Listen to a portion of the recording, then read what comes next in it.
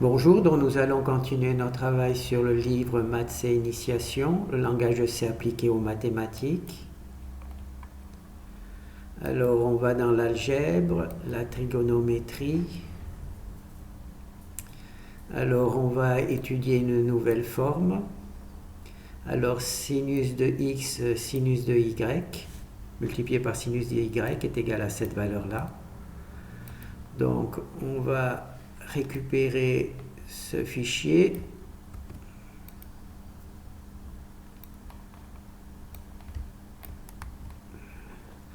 On va l'appeler FW.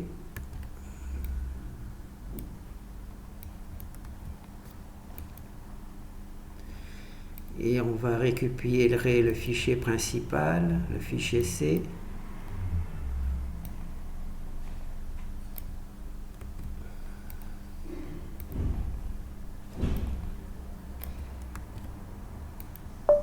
Voilà. Et on va lancer un petit peu. Donc, on va essayer de voir si sinus de x plus multiplié par sinus de y est bien égal à cette valeur-là. Et comment arriver, comment retrouver cette égalité. D'accord? Là, on va mettre 3 et 3.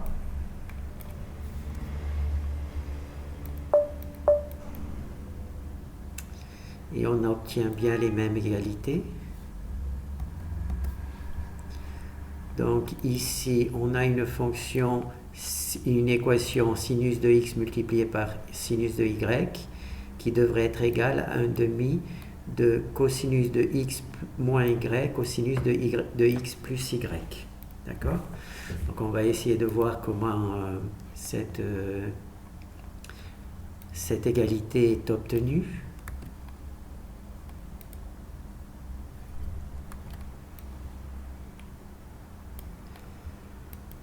Alors,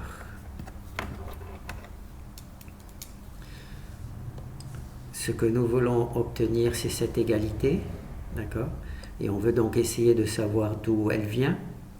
Alors, nous avons étudié précédemment cosinus de x moins y, c'est cosinus de x truc, d'accord? Là, on se rappelle, pour les cosinus, le signe est différent, mais les fonctions sont identiques, d'accord? Et pour le sinus, c'est l'inverse, c'est-à-dire le signe sont identiques et les fonctions sont différentes. Donc là, pour cosinus, quand il y a le signe moins, les signes sont différents, donc c'est plus, et les fonctions sont identiques. Et là, pour le cosinus plus, le signe sont différents, donc là, le plus devient un moins. Et les fonctions sont identiques, donc c'est cosinus et sinus, sinus. D'accord? Donc là, on s'aperçoit que si on soustrait ces deux valeurs, d'accord? Si on les soustrait, ces deux-là disparaissent et il ne nous reste plus que ces deux-là, d'accord? Et c'est ces deux-là que l'on retrouve ici. Oh là là! Et ce sont ces deux-là que l'on retrouve ici. D'accord? Là, ça se voit bien. C'est pour ça que je travaille sur ce truc. Si on fait une soustraction, c'est-à-dire que si on fait un moins ici, d'accord? Là, on s'aperçoit que ces deux-là disparaissent et ces deux-là s'ajoutent. C'est ce qui se passe ici. Et donc, on obtient que sinus, on obtient donc cette valeur-là est égale à cette valeur-là, d'accord? Et donc quand on isole cette valeur-là, on obtient ceci, d'accord? Donc c'est assez simple. Il suffit de se rappeler de ces formules-là, d'accord? Et ça permet de récupérer la multiplication de sinus de x par y. Donc on le revoit, la cosinus, là, ces deux valeurs-là, on les soustrait, d'accord? Et on obtient cette valeur-là. Et cette valeur-là, on isole cette partie-là de cette partie-là. Et on obtient cette équation-là. D'accord? D'accord? Voilà la méthode mémotechnique pour cosinus, d'accord. Les signes sont différents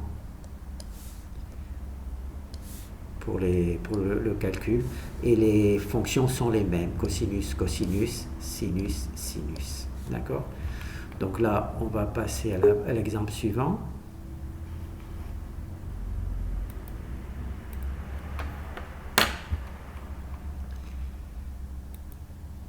Alors, l'exemple suivant, c'est cosinus, cosinus. Donc, on va récupérer la valeur.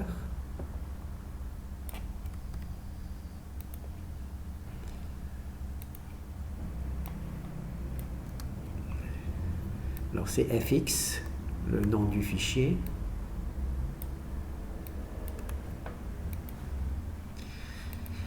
Et donc, on va voir le fichier principal de fx. C'est S1x.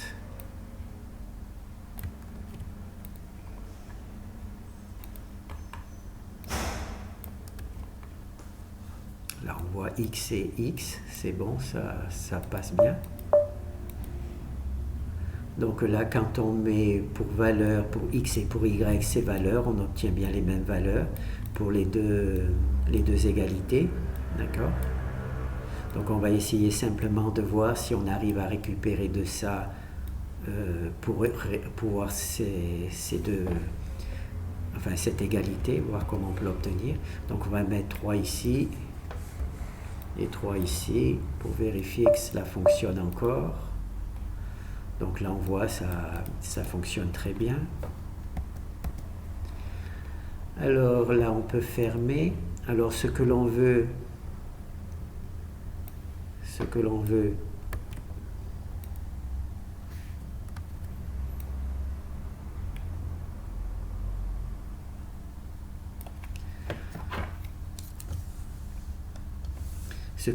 c'est trouver un équivalent à cosinus de x multiplié par cosinus de y. On nous propose cette valeur et on va essayer de voir comment retrouver cette valeur. Donc on part de quelque chose que l'on a déjà vu. Hein. On a vu que cosinus de x moins y et cosinus de x plus y c'était égal à cette valeur. Alors méthode mémotechnique, pour cosinus, les signes sont différents. Voilà, les signes sont différents. Et pour cosinus, les fonctions sont mêmes. C'est l'inverse pour les sinus. On va voir ça tout à l'heure. Donc les fonctions sont les mêmes. Sinus, sinus, cosinus, cosinus. Donc là, si on fait l'addition de ces deux valeurs, d'accord, celle-ci s'élimine, plus, donc ça fait moins. Et là, on a deux cosinus, d'accord, on a deux cosinus de x, cosinus de y, d'accord, si on fait une addition, d'accord. Et c'est cette valeur-là que l'on trouve ici. Et ensuite, il suffit comment ça s'appelle, d'isoler cette valeur-là, c'est ici, et on obtient le résultat là. On additionne cosinus de x moins y plus cosinus de x plus y. D'accord? Donc ça va à peu près. Hein.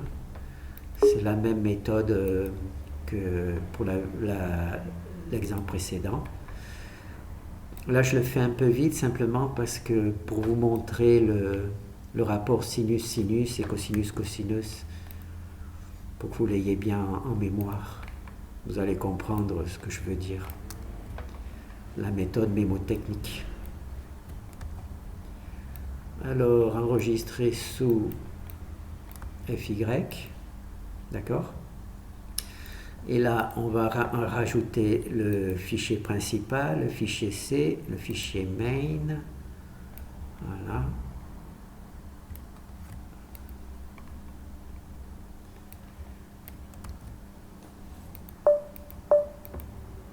Voilà. Donc là, on prend 1.5 et 1.3 pour x et pour y. Et on voit que sinus par cosinus, si on multiplie sinus multiplié par cosinus, on obtient bien la même valeur avec cette équation ou avec celle-ci. D'accord? On va juste mettre un 3 à la place du 1. On met 3 et 3, 6. Voilà. Voilà. Et on obtient bien les mêmes valeurs, quelles que soient la x et y. D'accord? Alors ça, on peut le fermer. Alors maintenant, je vais vous montrer pourquoi j'allais aussi vite. C'était juste pour que vous ayez bien en mémoire le truc.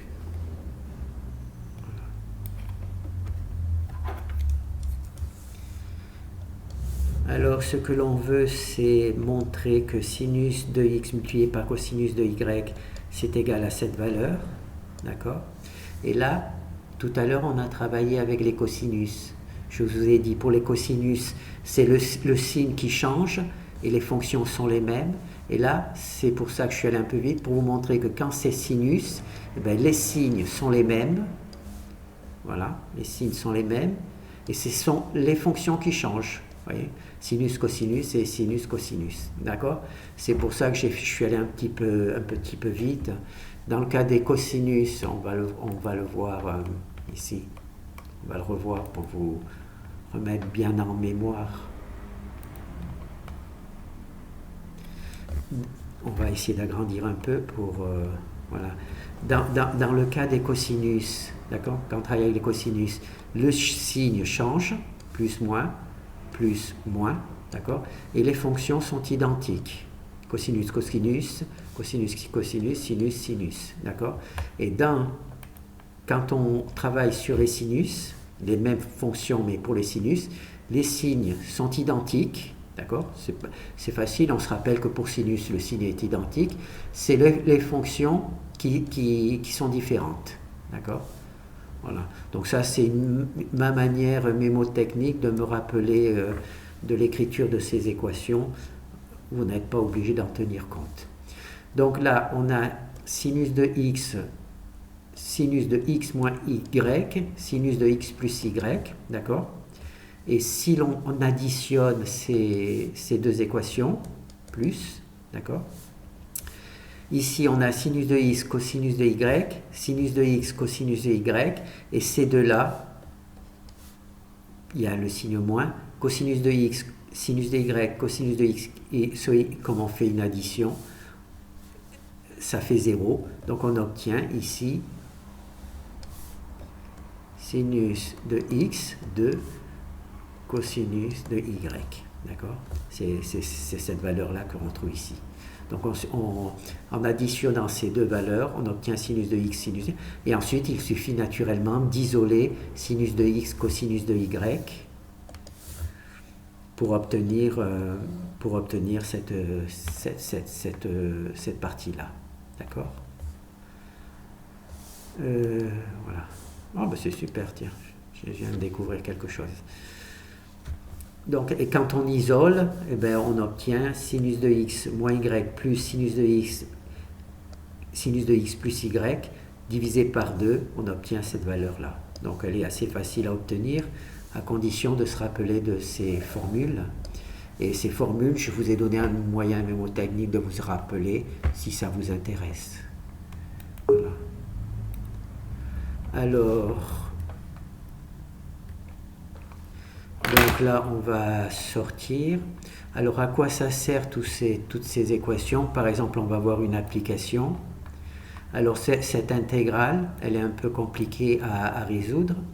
Mais si on arrive à l'écrire de cette manière, c'est-à-dire celle qu'on vient de voir précédemment, donc là, on se retrouve avec juste une intégrale, comment ça s'appelle, beaucoup plus simple, puisqu'elle ne dépend que de cosinus et de sinus.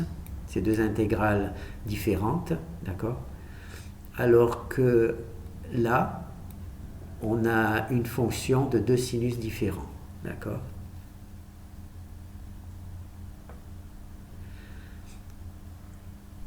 Et là, c'est un exemple numérique, donc on va essayer de l'agrandir un peu. Là, on a sinus de x, là c'est un exemple symbolique, donc on se retrouve avec ça, on ne comprend pas nécessairement très bien comment cela fonctionne, hein, puisqu'on se dit c'est aussi compliqué d'écrire ça que d'écrire ça. Bien sûr que non, ce n'est pas aussi compliqué, puisque là il y a cosinus et ce sont deux valeurs qui sont à l'intérieur de cosinus, tandis que là, ce sont deux valeurs qui sont dans des fonctions différentes. Donc c'est un peu plus compliqué, mais là, ça va être très vite à voir, hein. Donc là, on a deux choses qui sont très difficiles à intégrer.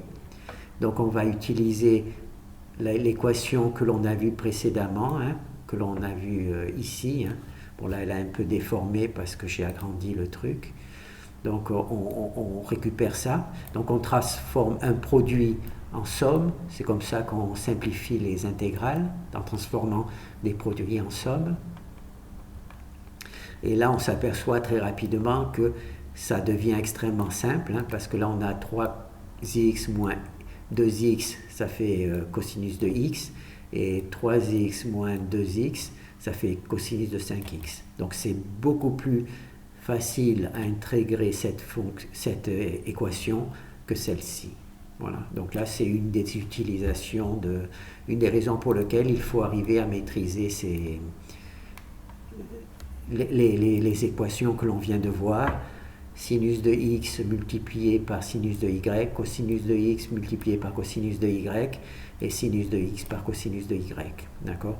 Là, quand les fonctions sont identiques, on utilise cosinus, le signe moins pour les sinus et le signe plus pour les cosinus. D'accord? Et quand on fait deux fonctions différentes, sinus et cosinus, là on utilise la fonction sinus en addition, d'accord? Bon, ben voilà. Bon, là, il y a une application pour le reste aussi, hein. Quand on doit, là, si l'on doit intégrer cette fonction, c'est un peu compliqué à faire. Par contre, si on le remplace par cette valeur, d'accord, on se retrouve avec deux additions. Et là, on se retrouve avec sinus de x et sinus de 5x qui est plus facile à intégrer. Voilà. Bon, ben, merci.